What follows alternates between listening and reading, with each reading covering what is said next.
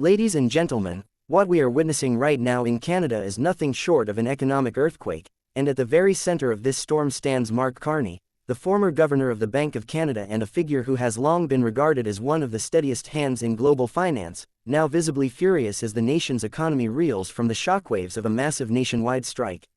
For years, Canada has prided itself on stability, on being the calm amidst international chaos, on being the country that investors could trust to deliver consistency when other nations wavered, but all of that calmness has shattered in a matter of hours as millions of workers decided enough was enough and walked out of their jobs, bringing entire sectors of the economy grinding to a halt. This isn't a minor disruption, not a localized protest, not a symbolic demonstration. This is a full-scale work stoppage across industries that are the lifeblood of Canada's economy. Transportation, healthcare, education, and even essential services like shipping and energy distribution are paralyzed, leaving ordinary Canadians scrambling and the government scrambling even harder. And it's not just about wages, though wages are at the core.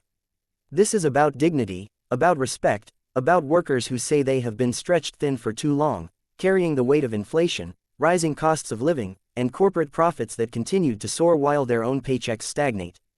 The strike is a scream from the heart of the working class, a demand to be heard in a country that has always claimed to value fairness.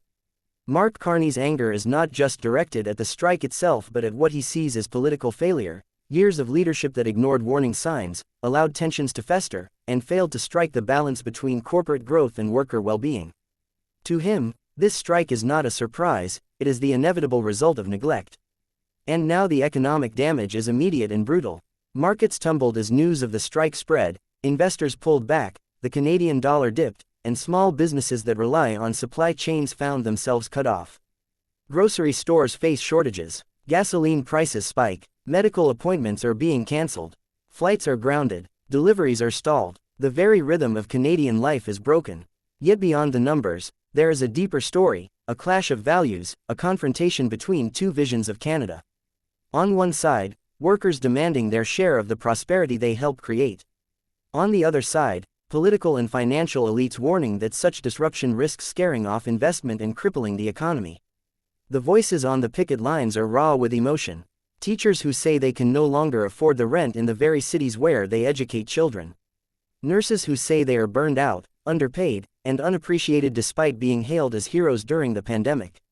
Truck drivers who have carried the nation's goods across vast highways only to find themselves struggling to keep their own families afloat. Everywhere you look, you hear the same phrase repeated: "We can't survive like this anymore." It's not just a labor dispute, it's a cry for survival in an economy where inflation has eaten away at every paycheck, every savings account, every household budget. Carney's fury is partly personal.